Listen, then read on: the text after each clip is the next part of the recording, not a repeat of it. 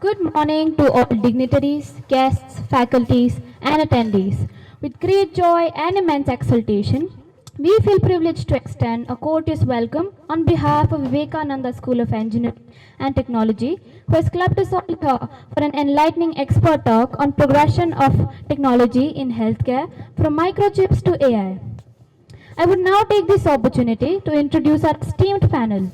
Our Honorable Vice Chairman, Sir, Mr. Vineet Vats, Sir, our Honorable Director General, Dr. Ashwini Kumar, Sir, our Speaker of Eminence, Mr. Sudhir Bahl, Sir, our respectable Director, the Goldie Gabrani Ma'am, our respectable HOD, Dr. Dipali Vermani Ma'am, and our respectable Controller of Examination, Dr. Nidhi Sharma Ma'am. In these hallowed halls of whips, we have our admirable and treasured guest speaker, Mr. Sudhir Bhair Sir, among us today. Mr. Sudhir Bhair Sir is the founder and CEO of Life Force Health Systems Private Limited. He is an electronics engineer and holds an executive MBA from IIFT with a specialization in international business management. Sudhir Sir is a senior healthcare executive with over 3 decades of management and entrepreneurial experience across a wide spectrum of healthcare globally. His career includes progressively increasing multifunctional and cross-cultural CXO roles in managing P&L, business turnaround situations, and PE invested portfolio management. He has led 3 startup ventures in the last decade and has significant operating private equity investing experience in Indian, Middle Eastern, and North African markets. He has previously served in the senior management teams of GE Healthcare, Apollo Hospitals, ICICI Venture PE Fund, Nova Day Surgery and IVF Centers, Irene Healthcare and Milan Infertility in India, TVM Capital and Bonhol IVF in Dubai, and LIFO Capital in Singapore. Having lived in Asia and Middle East, Mr. Sudhir Bhail Sir comes with the understanding of healthcare ecosystem in international markets and adds a uniquely global and local perspective to the business. With an acumen and passion for creating new businesses by driving growth and creating right balance for return, Sudhir Sir is a strategist who creates innovative yet practical and sustainable business models with a measurable financial benefit. He's an entrepreneur willing to roll up sleeves and be equally hands-on with the operation as with the leading the firm and business strategy with expertise in scale-ups, his business turnaround and startup companies. Sudhir Sir is a strong believer in the continuous learning and focuses on systems, quality and participative leadership to drive growth. People development is his forte and he coaches teams to thrive in ambiguous and high-performance environments. Mr. Sudhir is a known builder of work cultures and workspaces with a leader of people. With inclusive and facilitative leadership styles, he brings a strong customer-centric and outside-in perspective to both business strategy and execution. He has been an active member of board of directors for several growth stages for the last decade in India and internationally. With hands-on approach to value creation, Sudhir Sir has worked closely with entrepreneurs, business and senior management teams to achieve objectives, while also streamlining management systems to ensure financial governance. Sir, we are all immensely stunned by your accomplishments and are extremely overwhelmed and honored to have you among us today.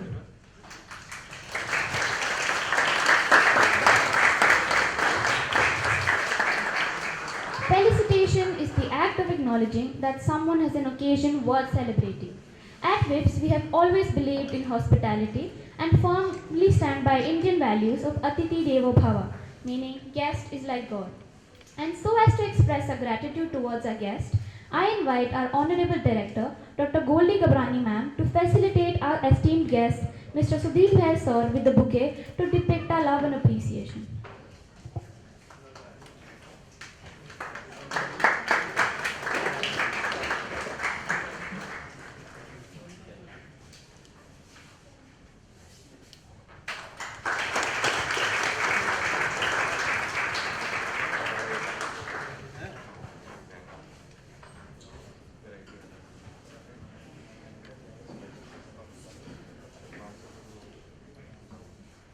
Thank you, sir, for gracing us with your presence. I invite you to come up on the dais to share your galvanizing thoughts and to address the gathering.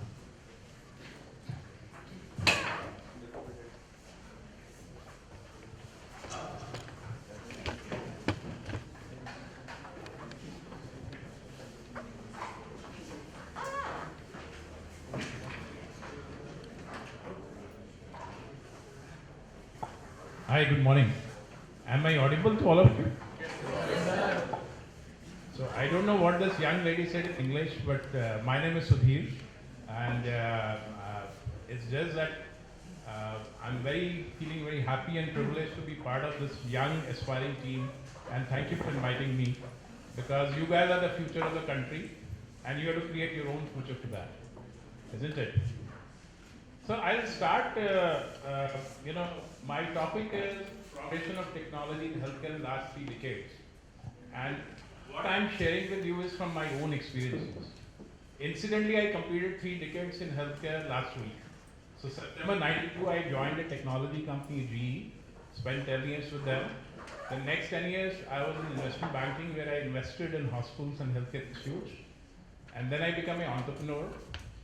And that is the story I'll definitely tell you in the end, because this is a time you all are born and growing up in a very, very unique and very good environment, because this is a time for entrepreneurship.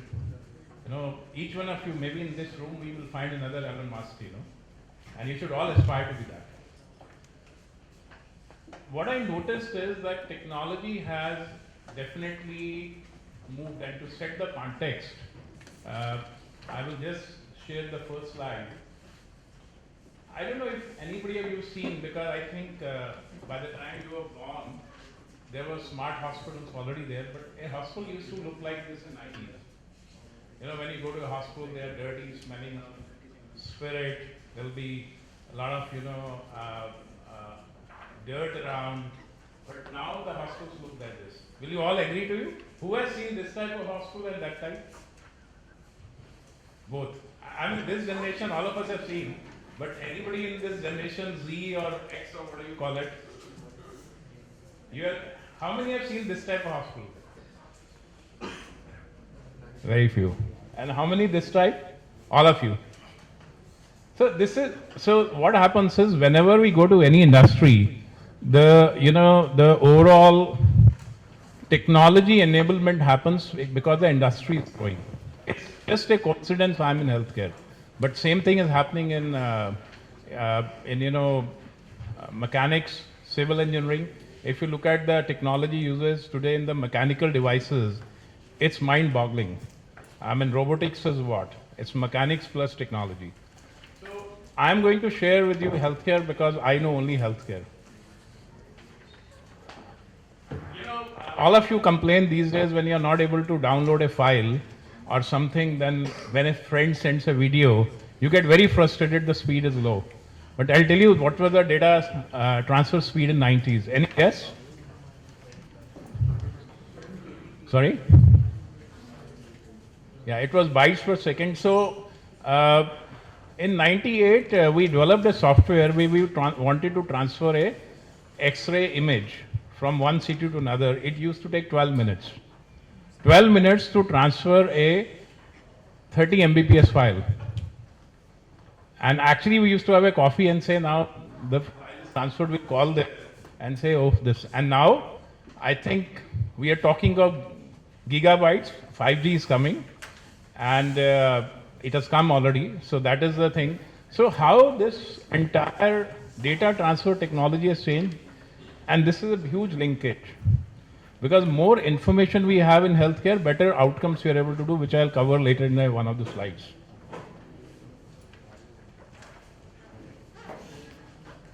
One of the things which you must have noticed, earlier the hospitals were having a big computer. Again, none of you must have gone there. But so a MRI machine used to have a which was of the size of this side of the hall. And today that is this size. So Moore's law, have you all read Moore's law or not yet? Yes, sir. So what's the Moore's law? Sir, the size of the number of transistors on a microchip shall increase exponentially. Yes. So as the technology increases, the miniaturization will increase, and they'll see the impact. And that's the impact we saw in health tech side, where we realize a large machine, which of the size of a Almira, is now on the desktop. So that is one of the biggest, and that's why the topic I chose was from microchips to AI. But we are actually moving ahead. Who has seen a mobile phone from 96? Any of you were born in 96? So in 96, how the mobile phone used to look?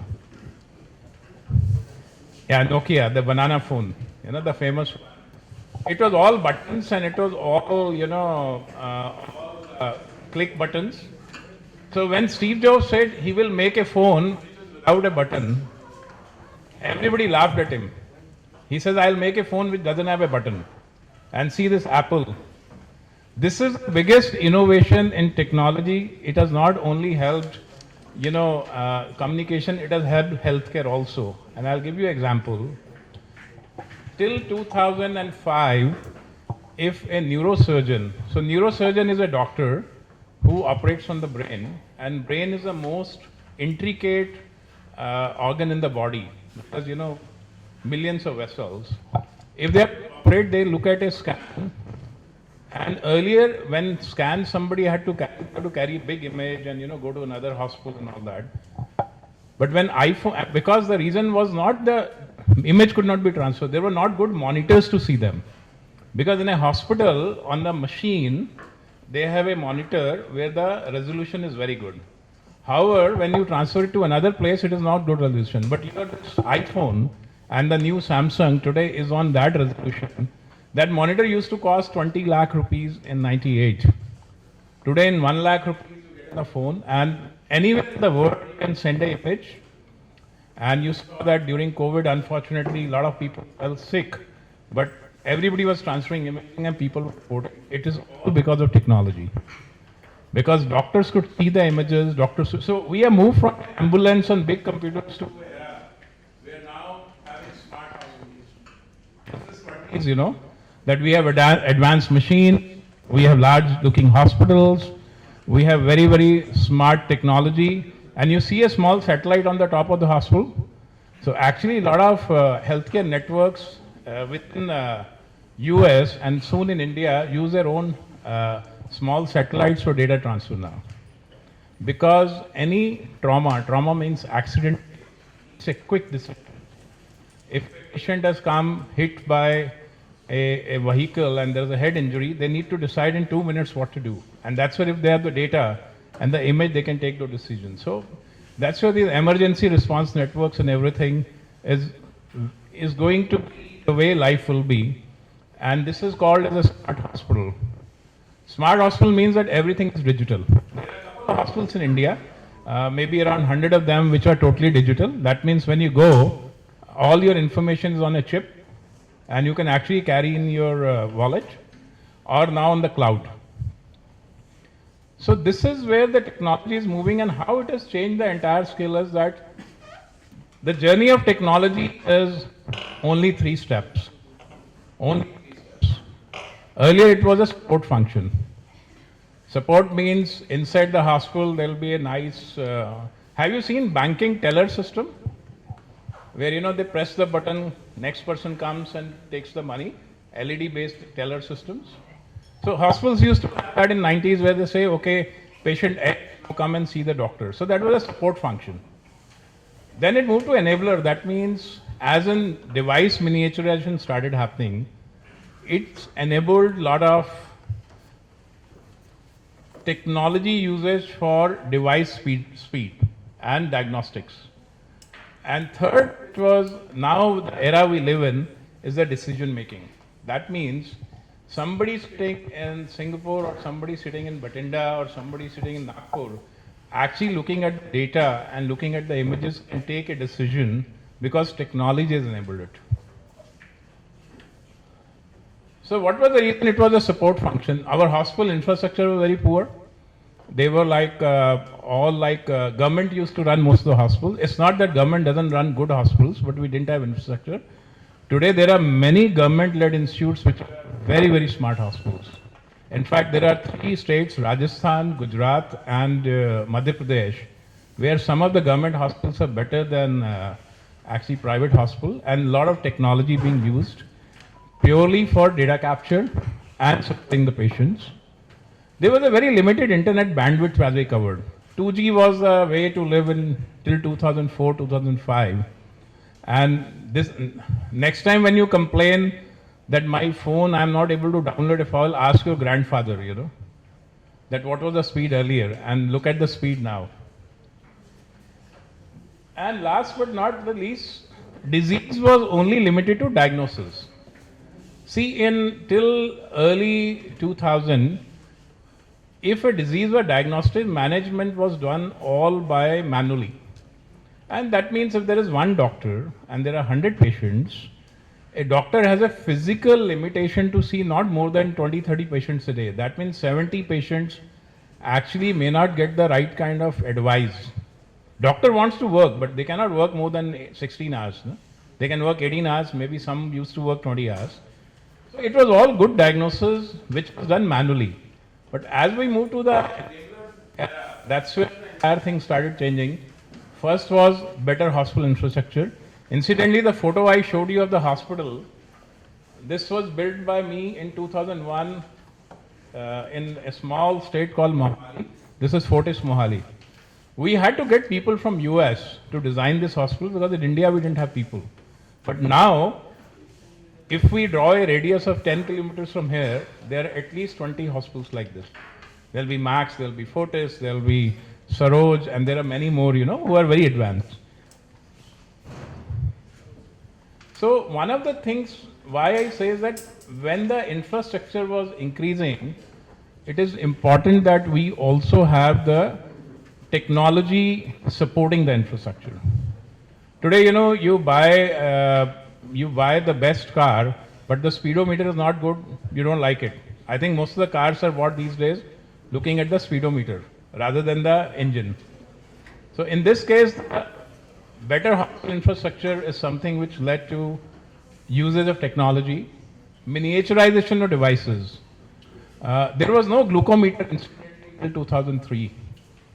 Today, if you need to test a sugar, then you have a glucometer, all of your.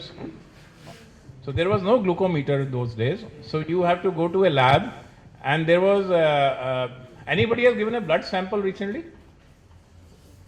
All of you must have given during COVID and vaccination and all that thing. They used to use a syringe to draw blood. It was very painful, but now there's a thing called vacutainer. And now the vacutainers are actually chip enabled. So there is no error. Again, that's a technology, na? If all of your sample is collected today, and I manually write by this is for A, B, C, there is a chance of error. Now their vacutainer is a test tube which collects blood. They are IR enabled. The moment a sample is taken, that will tag to Mr. Singh's sample will be different than Mr. Agarwal and Ms. Rothney. This is how the entire automatic. So that means the error is reduced. And that is one of the biggest thing. I'll tell you, don't be scared with the data I give you. In US, which is fairly digitalized, within a hospital there's a chance of 9% error. 9%. That means every time 100 people go, 9 people the data can get mixed. And this is 2021 I'm talking. And it is all automated. So you can imagine how much will be in India where we have a lot of manual systems. But we have an advantage that India is that way a very, very smart country. We have leapfrogged the technology. What had happened is because there was not much growth and not much infrastructure available, the technology of the 90s we never followed. We picked up everything new from year 2000, 2001, 2002. That's why we are much advanced. One of the example I think many of you must have read on WhatsApp messages, but that's a reality. If you land in a airport in US, your digital certificate doesn't work. COVID certificate, vaccination, each one of them, because there is no digital certificate, you have to take a printout. I was recently 3 months back there, so I carried only my mobile phone certificate, which we all carry. US could not do it. India did it. It was purely because, one, we have talent like you all, and second is we have not inherited any old technology. We somehow leapfrog very quickly in this technology. Then high-speed internet played a big role, and what disease diagnosis happened from disease management to precision therapy. I'm using some tough words, but let me explain you what precision therapy means. If somebody gets unfortunately a cancer, say, of this finger, earlier there were ways, so when somebody gets a cancer, they are given a radiation. So when you give a radiation, it was given at a finger level. That means the entire finger will get the radiation. And this you can apply to any part of the brain. So what used to happen, the parts which were healthy, they will also die of radiation. As the technology increased, as digitalization increased, precision therapy, that means we can go up to actually the cell level now. Now there are some equipment where, if one cell in my finger has a cancer, I can actually focus on that, only kill that. So I don't kill the healthy cells, I save the finger. Now apply that to your brain or to your, or any part where the cancer can happen. So that is again a technology. It is all software driven, it is all protocol driven. So that started happening by 2010, where the disease management moved to precision therapy. And now is the era where you all are born, where it is helping in decision making. Today, I'll tell you a episode. I was last night unwell, so I went to Max Hospital emergency, got a scan done. I'm likely to get admitted next week. But then, all my reports, everything for last 10 years, and my next, the protocols are already ready with the surgeon. Within 5 minutes, he could take a decision. It's not an emergency. That's the most important thing is infrastructure productivity. That means if you build a hospital for 1,000 people, and in India we are blessed to have a large population, I say. That if we make a hospital for 1,000 people, 10,000 people come on the day one. Same thing happens in mall incidentally, same thing happens at KFC also. But in hospital, it's very important who needs the treatment and who doesn't need the treatment, so that the right person who is critically sick should get the treatment. So, and that's where, somewhere I feel that smart and connected hospital, innovative devices for live data capture. Today when you go for a pathology exam, blood test is the most commonly done test these days for everybody. All your data goes live to the cloud. Earlier the workflow was you get up in the morning, get a blood test, then after 2 days go and collect the report, take the report to the doctor, 5 days. Today everybody gives you a password, you download, you send that report to the doctor, you get a diagnosis in 2 hours of receiving the report, because machines take the time. So that's where there is a lot of innovation on the live data capture. That is also technology. I'll give you another example. I don't know if you guys have heard 8085 chip. Have you heard? So what 8085, what was that? So when I did engineering, that was the most advanced chip available on the earth. And we used to do some language programming. There was no C, no Python, nothing. It was only Fortran and BASIC. So we used to do that, and the speed of the processor was like you press button and then wait for it to blink and then next time. Today, you have computers which, you put a data and within 3 microseconds you get the results. That's where computation skills of computers helping diagnosis. There are many years back when somebody scans a body part, you have to make a 3D image. It was impossible in 90s. In 2000, early 2000, that image started becoming visible. It used to take 10 minutes to be. Today we say on the fly. On the fly means when you're just entering the image, within 30 seconds you get the full body image, which is in a 3D dimension. So that's what the technology has done to healthcare. That's what it's saving lives. It's not a fancy stuff. It looks fancy. It is actually saving so many lives because doctor can take the decision very quickly and very accurately. And then comes the next part is we have so much data available. So much data available that we can do the data mining quickly. Again, I'll take another example that 18-year-old boy coming with some kind of malocclusion or say a cyst in the body. And doctors, earlier people used to think, okay, let me give one medicine, second, third, and we'll try, this will happen, that will happen. Today there is data, he can go through the data of thousands of 18-year-old boys, that kind of cyst and say, oh my God, this may be a small cyst which can be removed surgically, or it might be done only by medicine, or it might be it needs a different kind of management. And that decision can be taken in 3 minutes. All because of the technology which helps in capturing and data which helps in analyzing. And then now we are moving from diagnosis to management to disease predictability. So how many of you are hearing of genetic as a science, genetic science? Anybody of you have heard? So let me tell you, one of my very good friends, she started a company 20 years back in Hyderabad, and we all laughed. She's from Stanford. She was our engineering classmate. That who will look at genetics? But today, you should Google this company. You all, I hope you all decide to, but if you get married, in India there is a way of doing a Janam Patri matching. But now there is a product available, Genome Patri. So Anu Acharya, she is one of the prodigies, and she started this venture. And today, they can predict almost 30% of diseases looking at your genetic structure. So that is only because they had the data for 20 years. They very tirelessly kept continuing storing the data, and now there are tools available to mine the data. And that's what I'm saying. So you can actually decide, for example, there are certain diseases which happen because of some allergies. I mean, we have heard about nut allergy, gluten allergy, and many, but there are many which are invisible. And if by looking at your genetic structure, somebody can tell you, okay, you have allergy from pollen.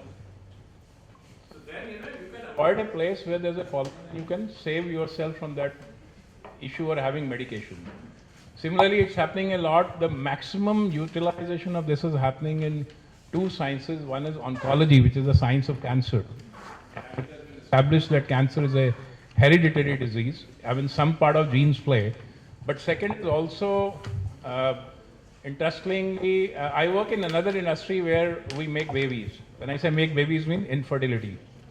So what happens is that when you actually start with the infertility treatment, you can actually take one cell and decide whether this baby will survive how many years, whether this baby will be born with some genetic disorder, or will this baby be healthy. So that's where I think this is moving to the entire disease predictability, and that is going to the biggest revolution of all of you. You all might live 150 years. You all might live 150 because the average age in last 70 years in India has improved from 54 to 74. And believe me, that time there was no data, no technology. But the way data and technology is coming, you all might end up living 120, 130 years. Because at every stage, if you're told that, don't do this, this might be bad for your health, you will continue living. So that's where the disease predictability is becoming a big science. And I feel that this will change the entire notion of how we live, how we behave, and how, we should lead our life. All of you wear those trackers these days. Some of you wear Healthians and, weight management program, weight watch program, diet management program. What is that doing to you? That is actually managing a life for a healthy lifestyle. It's not good to be sick. Healthcare was earlier about somebody falling sick and a doctor treating. Now the healthcare is keeping you well, not making sure that you don't fall sick. Well, when you fall sick, there are many issues which come in life which we all want to avoid. And I believe that next 10 years you will see that how, precision and the disease predictability will change your lives. And now next slide, I think all of you know this, but I need to bring it to this thing. In last 2 years, the innovation in health technology, the way it has happened, it happened in 25 years. in just 2 years because of COVID. COVID was the worst thing to happen to us as a human race, but there were many things which we all learned from it. There are many things which we all saw, and I say telemedicine. You remember when the worst time of COVID last year, when the Delta strain came, everybody was scared to go to the hospital. E-consult, where doctor was seeing you on a Zoom call and giving a consult. How they were doing? Because there were many care devices, the data could be. Anybody had seen a SpO2 meter before COVID? That oxygen meter which we all now used to carry in our pockets, checking every 10 minutes. Oximeters, and that is called SpO2 meter in. You have all seen it? Had you seen it in 2019? Had your parents seen it in whenever they were born, maybe 1970 or 60? Nobody had seen it. That is a point of care device. Chip, that is a sensor, and that is a device. That's the leap in the technology. It existed already, but we never used it. Then technology, and I was giving example this morning to your chairman, is I used to work in a teleradiology company, and we were like, teleradiology is something, in India we have a huge shortage of radiologists. Radiologist is somebody who reads X-ray, MRIs and CT. Cities you get very hospital. In small towns it's very difficult to get. Now teleradiology became very active because if somebody has a fracture, say in Nagpur or in Jalandhar, and there is no radiologist, they can just transmit the image to a radiologist in Delhi. But how it helped in COVID, let me tell you. In COVID, one of the biggest decision a doctor into the ICU in the hospital had to make. You remember we have heard horror stories that somebody's father, somebody's brother or child was sick, but there was no bed in the hospital. You must have heard it. Actually, people used to be outside in a car, in an AC, and waiting, when will I get the bed? Because in the first COVID wave, we didn't have, all of us, none of us understood what's happening, be it managers, be it technocrats. But when second time the COVID came in, why we were prepared well? Because radiology came in. This means a simple chest X-ray they used to check that what is the saturation level. That means how infected is your lung. Lung is one part and second was the blood, which if you see that report, you can decide whether this patient needs to be admitted or not. That's where, if you remember, home isolation and home management started. Once again, we are lucky to be in a country where there were many hospitals and doctors working tirelessly. Let's take pride in that. In US, it was so bad. In Europe, it was so bad that people were dying in the streets because they didn't have basic facilities. So, Indians have resilience and we thrive in limited infrastructure. So that's something. So with that, teleradiology, the thing started happening, and a very smart team of 3 boys in Bangalore, one of them I used to mentor, they came with the AI protocol, which was a full machine learning protocol, where they came with a tool that moment a machine used to read the X-ray and all the non-infected ones. So if they get 100 X-rays, 70 will be typically non-infected and 30 will be, which will have problem. It saves so much time of the radiologist to read, because he'll not read those 70, he'll read only 30. And then for the ICU specialist, people who admit somebody in ICU or something, for them they will admit only those 30. So they save so many lives. That is a practical application I've seen in my lifetime in front of my own eyes. And the biggest advantage was that in the night also, if a patient comes to a hospital, night, every time there are not all the doctors available. So even when they come, the AI tool can actually say, oh, this person has a very low saturation, immediately take him to the ICU. So this is a very practical application which we all saw in lifetime. It was because of machine learning and AI, which is a saving life, which I say. And last but not the least, data mining. You'll all read data science, computers and all that. It's not about algorithms, it's about how it changes a life. How could India develop a vaccination just at the fastest speed? Many countries couldn't do because we had so much data. I always say being 1.4 billion people is an advantage. We always kept saying India has a population, India has this issue. Oh no, no, no, we are very corrupt. No, no, no, no, we have resources. You guys are going to drive this country faster than anybody. We are already world fifth economy. We are ahead of UK. It gives us a high because we were ruled by them and now we feel that we should, feel better. Because the young population in India is increasing and the education is increasing. So that's where I would say data mining is one of the things which helps in accelerated R&D. I don't know if any of you follow news, but there is a drug which has been recently invented in India, which is for cancer, and it has reduced the price by, in US a vial used to cost $300 and in India it costs just $3. It is for a gut cancer or anybody who has cancer in the stomach. And one particular drug which people used to import from US, and it was 300 multiplied by 20, $60,000 treatment is available now in India just for $1,000. All because of technology, data, and the right analytics in the data. And so, as I said, that sometimes when we are under stress, like COVID was the biggest stress all nations seen. My parents, me, you all, and hopefully we shouldn't have next one ever. But whenever there's a stress, solutions come. Do you know where the maximum innovations happen in healthcare? Any idea? Not the city, but in what situation? Any guess? Sorry? Pandemic is one. What else? Absolutely. Army anywhere in the world lives with the minimum resources when they're on the border. So wars are the places where the maximum innovation happens in healthcare. Because they are forced to create devices which are, they are not available. So if somebody in Siachen or somebody in Calgary in Canada where there's minus 30 and a soldier falls sick, doctor has to find a local solution.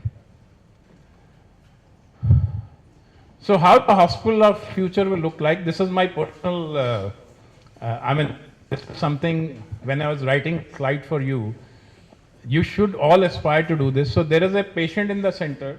Just a minute. So there is a patient in the center, and then this is the entire infrastructure. So what I see happening is that when a patient arrives, the doctor will focus only on two things, which is the early diagnosis and patient therapy. That means doctor spends most of their time in what they are good at. Why should they write records? Why should they do analyze? For that, engineers are there. Incidentally, when I came to healthcare in 92, at least for 10 years, all my engineering friends used to make fun of me. He says, healthcare mein engineers kya kar rahe hain? This is like ridiculous.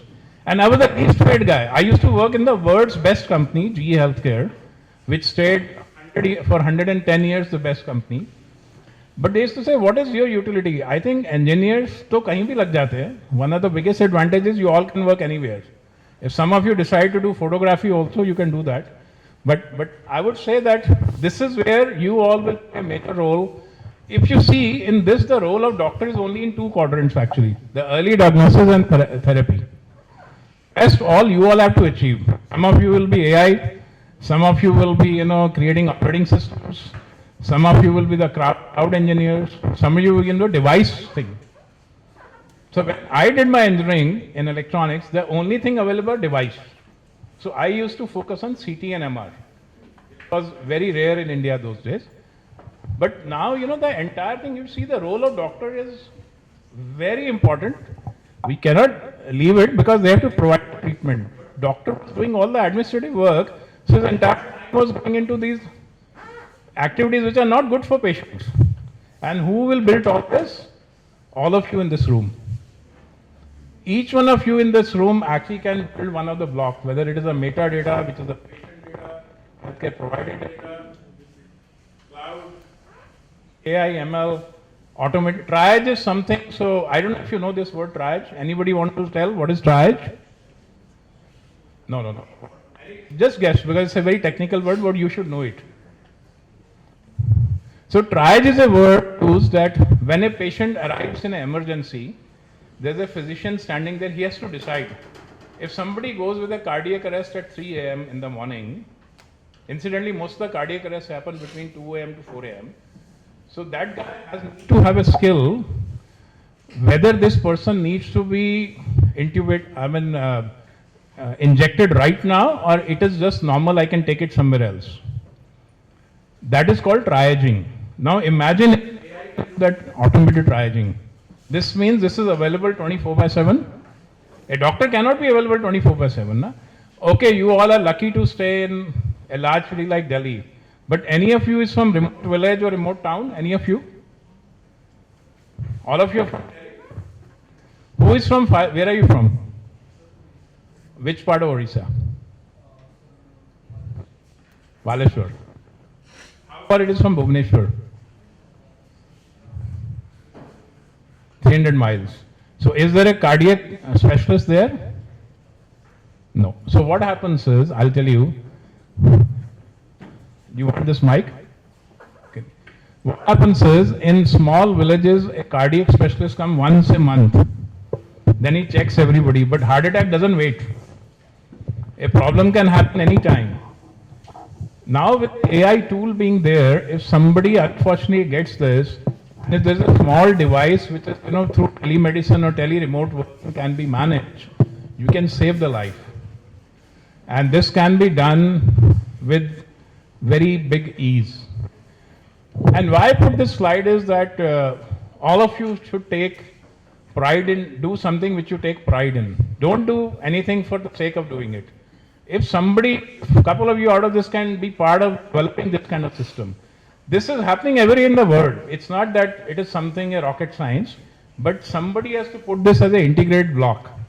And that's where I feel the life will change. And that's the reason I said all of you might live 120 years. Because if your disease can be predicted, first is predictability. Second is management. That means if unfortunately somebody gets a problem, but it can be managed using technology. And third is longevity can be increased through data. I think you all will live. Why do we need robots then? All of you live 30 years, 120 and 30 years. By the way, for the benefit of all the people in the front row, there is a study recently in UK that new middle age is 54. So I should put smile into our faces. Earlier the mid age was 36, then 42, but as humans are growing, our genes are becoming smarter, so new middle age is 54. Do you know why the retirement age earlier was 60? Any idea? Any guess? Good, this thing. Yeah, lifespan was 70, so people used to think that, okay, till 60 you work, 10 years you enjoy. And now, the average life is 82. That's the reason a lot of people work till 70. I don't know if you again read in a news, we had this Solicitor General of India, Mr. Ven. He retired at 92 last week, that too forcibly. He was asking for retirement. He said, boss, I need to retire. He has lived till 90, he's healthy. All the Chief Justice used to report to him and he used to go to court every day. So I'm just saying, look at the lifespan increase. That's the reason retirement. Of course, I love your generation because you don't believe in enjoying later. You believe in enjoying every day, every evening. That's what you have to learn from your generation, So this is it from my side. I think I have another slide, but before that, if you have any questions, I'd like to take it. And happy to answer anything.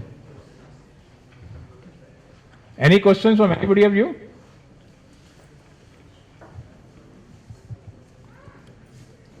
No questions? You have something in mind. You can ask.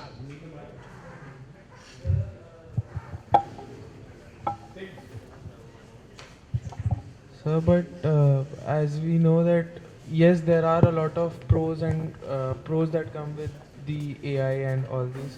But there are a lot of cons. Like, for example, the automated systems that they tried to implement in US, where they were having machines which can use hands instead of automated hands instead of human hands, and in certain cases they didn't work. So what how can we, like, is there, will it only progress or will it also have a moot point also? Very good question, and I think this is equivalent to saying, will robots replace human beings? It's like, it's a talk. Do you have anybody in doctor in your family? No, because generally this question comes from doctors' children. So I'll tell you something. What machines will do, they will always enhance the output of a doctor. They can never replace human brain. I mean, you all know it better than me. You have seen, all those FIFA, all those PlayStation 1, 2, 3, 4. What increases the agility, the speed, and maybe the application. But ultimately, you are playing the game, no? Similarly, for doctors, and again, one thing is very stringent worldwide. And I'll give you 2, 3 names. Any device which comes to the market cannot be used unless it's approved by US FDA, which is the world's biggest body, and second is CE, which is in Europe. And now in India, as a manufacturing starts, we are now becoming a manufacturing economy. India is also developing a standard. That means anything which is used for human life decisions should be thoroughly approved as well as researched. So I'm sure the chances of that happening are less, but probably maybe your grandchildren might be operated by a robot. Today there are robots available. Like in Delhi, there are at least 20 hospitals for simple surgery. Don't get scared. Knee replacement is the most simplest surgery. Yeah, which is done by robots now. And actually, I'll tell you, knee replacement should not be done by a doctor, should be done by a mechanical engineer. Because your entire body is mechanics. Joint goes one side. This is a double hinge joint. Knee is also like this. This is a rotary joint. So I'm just saying, engineers have developed now that robot, and it is functional. They do every day 1,000 robotic surgeries. Medha, Max, Buddhist, Gangaram, these are the big hospitals which have it, and many more. But a doctor is only those, and doctor is the only one who is managing those equipment. They are not, a robot is not operating, doctor is operating through a robot. So it's a traction control what they use there. Does it answer your question? Okay. Any question from that side? We have time.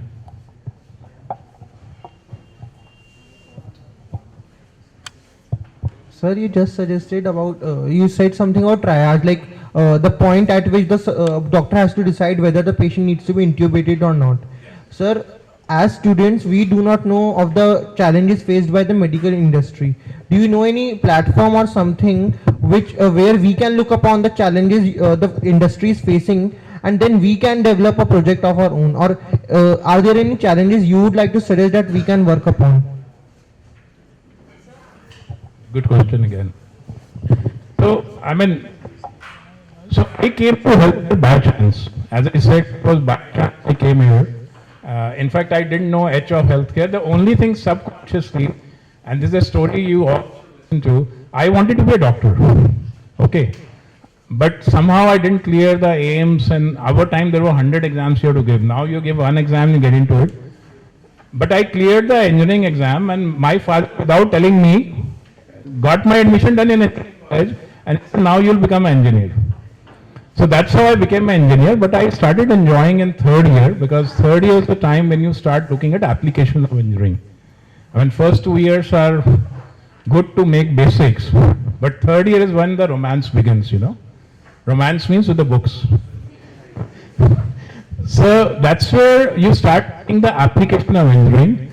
But let me tell you one thing, and please start with it, till you'll go in the industry and work. Like when I went to a place called CIL, it doesn't exist anymore. It was called Continental Devices India Limited. I went for my third year internship. They used to make transistors, and they were one of the very few in India who used to make microchips and transistor. Transistor is a small device within a chip. Can you believe? Because I had read all those books, Millman and Halkias. Are they still there or no? They're all gone. They're still there. When I first time my mentor my training in charge, he said, pick up some transistor. I actually didn't know how a transistor, because I was finding that diagram in the book, the transistor looks like this. And that is what industry does to you. So to answer your question, if you have interest in healthcare, then there are many platforms available now, the healthcare innovation platforms. India is in an early stage, but one of the countries where you should think is Israel. Again, Israel, like many other countries, they do the best innovation in healthcare. And luckily, Google is there where to connect. Because whatever you do in healthcare, there has to be a doctor who should tell you what to do.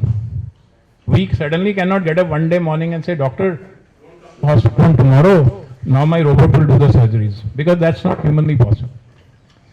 So if you feel you want a career in this field, only caveat I'll give is that it's a very work-intensive field. Like doctors work 16 to 18 hours a day. People in healthcare, they work 16 to 18 hours a day. Because it becomes a addiction. So choose healthcare only if you're driven, if you feel for it. It's not a very, very, now it's become very prominent because of COVID. That healthcare exists. But 3 years back, 4 years back, people used to say, hospital kaun jata hai? Everybody used to say, अरे क्या है doctor है तो क्या हो गया? But now don't you feel that doctor is a god? But they saved so many lives, and then infrastructure, technology, everything. So if you feel, any of you, you need to get into healthcare, I'll be happy to connect you with some people, but I think Google is the best thing, and I think time for that will be year 3, am I right? Is year 3 internships, if you start taking in healthcare companies, that's how you can align your career to healthcare. Any other question? Oh, I'm glad that girl asked a question.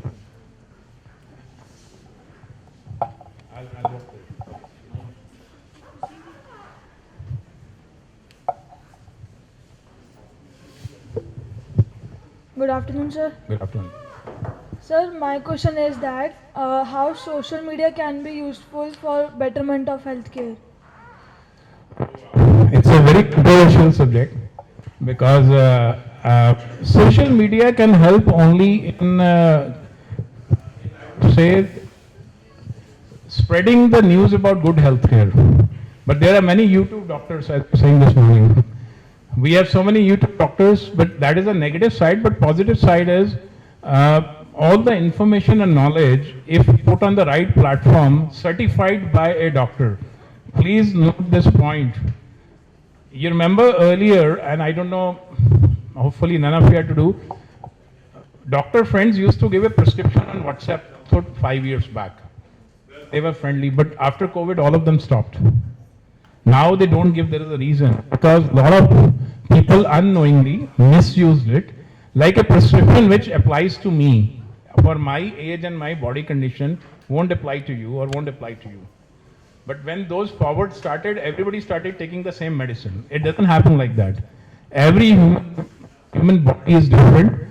Everything needs a different kind of a application of medicine. That's the reason doctors study 5 years plus 3 years and sometimes 10 years also. So I would say that social media can be used more like a awareness tool. And awareness means one of the biggest awareness campaigns in India, and I think is the breast cancer is one of, there are 2 cancers which can be detected in stage 1, but unfortunately go very undetected, the cervical and the breast cancer. So there are awareness campaigns now on social media. I think one is run by Hema Malini and second is run by another star. I'm just like so Amitabh Bachchan does polio. Social media is good for awareness, saying that if you're a girl, if you're 20-year-old, you should do a cervical test. So that's where it is an awareness tool, but is not a therapy or treatment tool. Does that answer your question? Okay, thank you. Any other questions? Yeah. Like you said that we can read genome and find out about the diseases. So is there any way that we can change that bad nuclear base using AI or data mining? Sorry, can you repeat? I didn't get the question. Sir, You mean the replace the gene? replace the gene. So this happen only in pre-born disease. When a baby is born, if you can diagnose and then there is something very advanced called fetal medicine. Fetal is a baby when it is inside the mother. So there are now medicines available to manage the gene, but replacing a gene is not in our hand. See, whatever said and done, human beings as a race, we can only say how.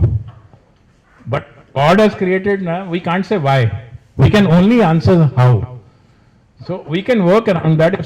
For example, there is a very classic case study nowadays in British Medical Journal that one of the child in the 3rd month of pregnancy, the mother realized there's an issue of growth, and what they do is they inject medicine so the child can grow. But if you ask me, a genetic disease can be replaced. We can manage it, but we cannot replace the gene as of now. Does it answer? One more, you had a question. So you talked about infertility, you talked about cells, so we can predict what problem can be there in the baby or something. So there can be A grade, B grade cells or something. So can we expect in the future that we have prepared cells or something, because the breast can be cloned or something? And in the later section of the year, so we can expect something pre-prepared cells which can be used by couples who are having infertility problems. This is getting discussed. There's a rumor that Korea already has technology where they can clone people. But let me tell you, there is something called as a stem cell. And stem cell therapy is now like a reality. Like for few body parts, especially your knee joints, sometimes for the heart, a stem cell can repair it. It can replace the cells with the other this thing. I sit on the board of a company and it's happening in India, although most advanced market for stem cells is Japan, where they have actually achieved a artificial limb also now through stem cells. But in India, what this company based in Bangalore is called Stempeutics. So they have been able to find a treatment for osteoarthritis. Old people have knee problems and they get knee replacement. Why that problem happens is because the oil between the joints with aging goes down. So people sometimes inject oil, there are many things happen. But now there is stem cell therapy. So to answer your question, organ by organ that might be possible, but we are very early stage of, very early stage of, as I say, the regenerative science. This is called regenerative science. So we are in very early stage, but yes, who knows, it might happen. I think I have to stand up because mic interference will be there. Yeah.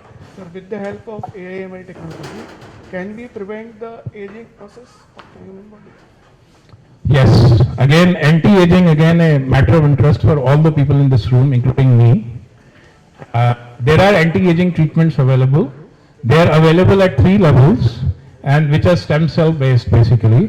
One is for the skin. So skin is the most biggest organ in the body which wears and tears a lot. And I don't use any cosmetics, but all the girls and boys in this room, there is a brand called Shenzhen from Canada, and they claim that if you put their serum, then your skin doesn't go bad. So anybody had the experience?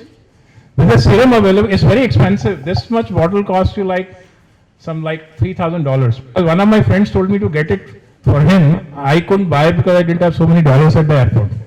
But there is a therapy available for skin. On joints, I told you there is a stem cell injection now. Other body parts, which only body part and which you should know as a general knowledge, which regrows itself is liver. Liver is something, if you donate to somebody, you will regrow in 60 days. No other body part can regrow, except hair. No. So liver is the one. So what science is trying to do, and their AI is helping a lot, they're actually trying to see why this liver is regrowing and if we can apply that to many other parts. And last but not the least, which is not this subject, but 3D printing is in place now. AIMS Delhi has actually ordered some 1,000 kidneys which are 3D printed. But they are not human kidneys, so they are made by a flesh which is like near human. There is research going on in AIMS in Delhi itself on the kidney. So maybe 100 years from now a person will get all their organs replaced like spare parts in the car, and become again young again. Any other question?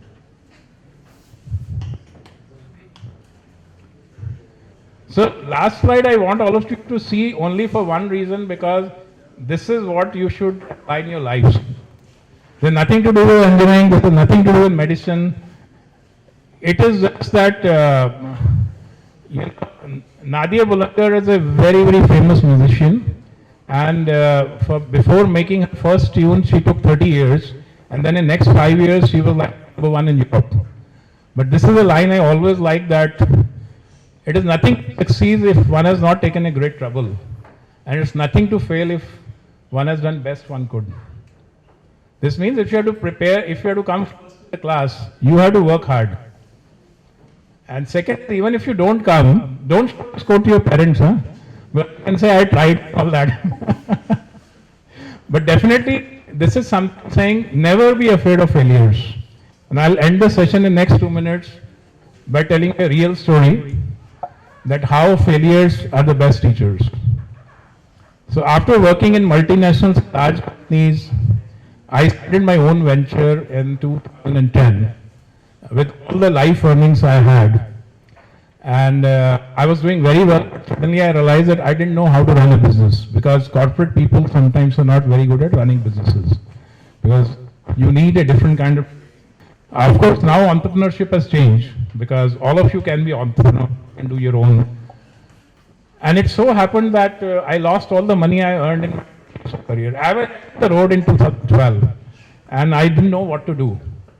And that's where my mentors, I went to them, one in Bangalore, one in Singapore, and I said, what to do? He just said, don't be afraid of failures. And I went to US, got a technology in IVF, moved to Dubai, and survived. So what I say is, don't give failure. हमारी society में, and sorry I'm being critical about us, including me, we give too much premium to failure. हम सोचते हैं अगर कोई ये हो गया तो no, it's not needed. Failure is also a part of journey, na? If everybody is successful, then who will fail? And that's the reason I always say that. But what is wrong is not trying to do something. Inaction is the worst thing. Our Gita used to say, in whichever century it was written, that is action. Incidentally, whatever we are reading now on Western philosophy is all available in India in our Shastra or in a Gita or in Ramayana or in Mahabharata. That's what I'm saying. This is the line with which I wanted to close, that saying that if you're successful, great. If you're not, don't worry. Something else will come. And your generation that way is the most smartest, because you all have access to technology. You have access to information. The time when we used to study, there used to be maybe 10 books in the library, and we used to get it by rotation. Okay, if one to study thermodynamics, even the best libraries will have 5 books. So you will wait for your turn and you study. Today, you get in the night at 2 a.m. and you can find anything on the net and not. So it depends on you how you use the time, whether you use this for PlayStation or use this for knowledge or for porn. It's your choice. But that is where you can decide your direction. And that's it from my side. Any questions still we have? And thanks a lot for your time. Anything from you all?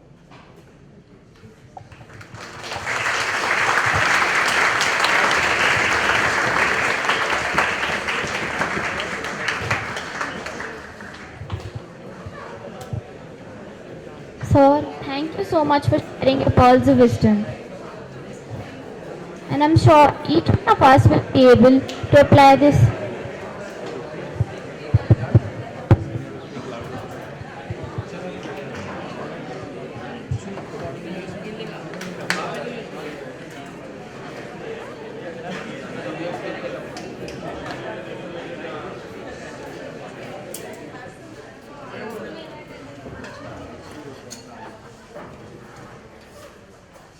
Sir, thank you for so much for sharing your pearls of wisdom. And I'm sure each one of us will be able to apply this valuable counsel in our professional as well as our personal lives. Your words truly have left an indelible mark on our minds and souls.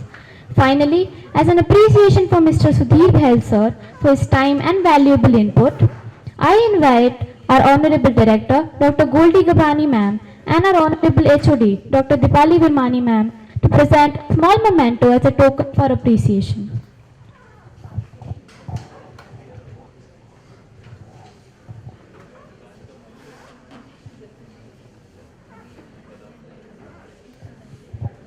I invite our Honorable Vice Chairman, Mr. Vineet Vatt sir, and our Director General, Dr. Ashwini Kumar sir, to present a small memento as a token of our appreciation.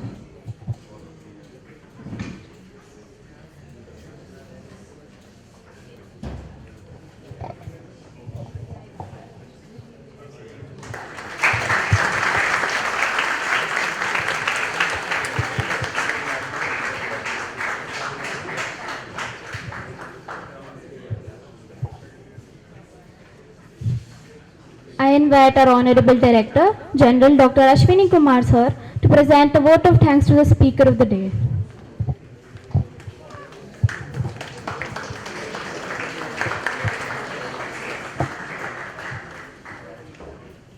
A very good afternoon to all of you.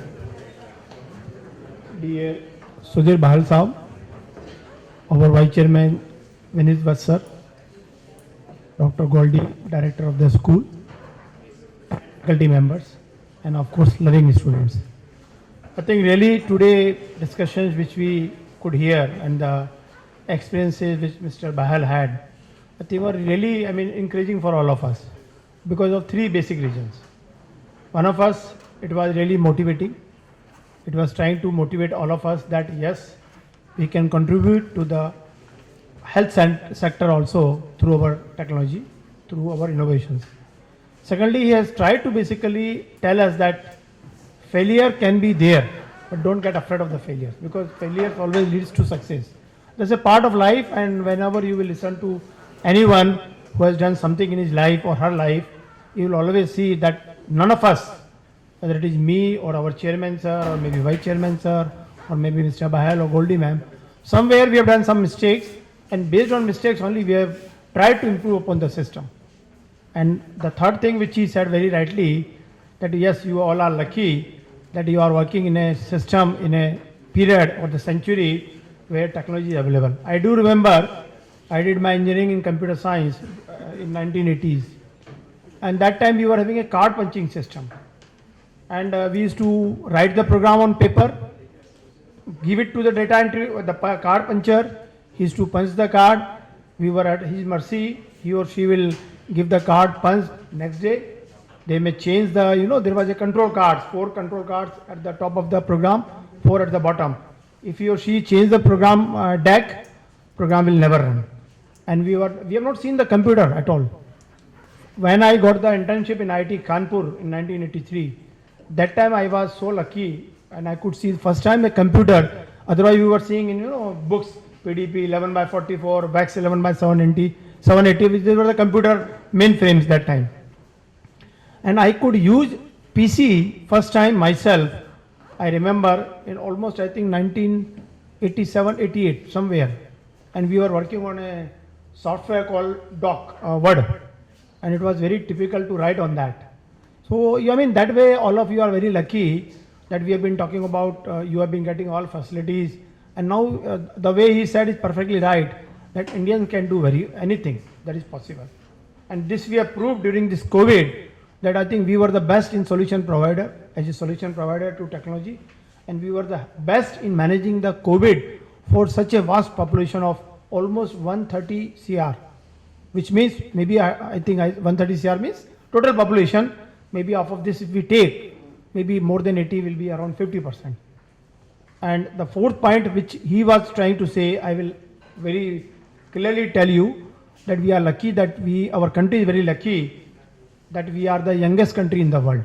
And when I am saying the youngest country in the world, which means 50% population is less than almost 25 years old. And I think this is the time when we can do something for the country. We can become again a leader in the country because brains are, there with us. We have to put to the use. I was just talking to Mr. Bahl in the morning that looking to the youngest population in the country, day before yesterday only, China government has come out with the option that girls can have child even without marriage because they want to have a population, young population. Countries like Japan, America, Germany, they are running here and there. They are trying to get the youngest population. So I think we should use that power of young population, the brains which you have got, the things you have got. And the best part is that since you are in a BIPS TC, and the purpose of organizing this every weekend is just to make you motivated to understand that things are changing, things have changed, and now if you are given a good chance, you can do that. And from this platform, I will take the liberty from Mr. Bahl saying that in case he can select few of our students for internship in healthcare center, that will be a good opportunity for them also because we are running a course school of AI, machine learning, IoT and data science. All the 4 sectors. I don't know how many of you know the Industrial Revolution 4.0 is basically revolving around this only AI, machine learning, data science and computer science. I think the times to come we can do wonders, and I think in case he extend the support to us, few of our students who are going to go for an internship can get a chance to work in healthcare center. See, sector may be different. If you see the basic thing which is happening as on date in the system is that technology is there in each and every sector, whether it is a chemical sector, whether it is a textile sector, because computer science as such is not a sector. It is a technology, and technology is to be put to use in every sector. So I think we can, our students using MI, machine learning, AI or IoT can also do something in case, and even will be very keen to get some live projects which can be taken up within the campus also. Like let's say, for example, COVID has generated a lot of data. Now data analysis itself is a big deal. So if he extends the support to us, and if we get some data like that, we can do analysis, we can go for some algorithm development where we can work out what was the region, how it has happened, which are the age group, what was their food style, what was their lifestyle, all these things. I think a wonderful session we had today, and I am so happy to see an engineer becoming a doctor. That was the best part. Thank you very much.